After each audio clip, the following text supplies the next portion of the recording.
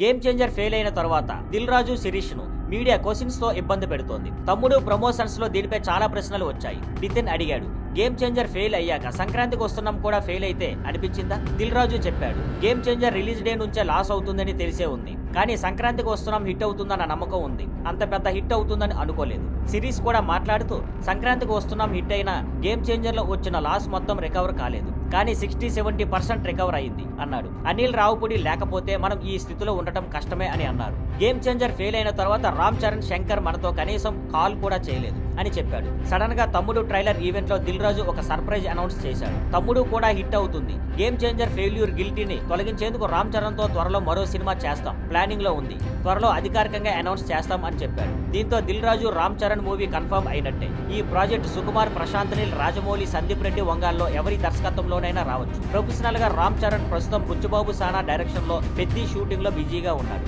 తర్వాత మైత్రి movie makers banner పై సుకుమార్ తో cinema చేయబోతున్నారు. Thank you for watching. Please like, share and subscribe.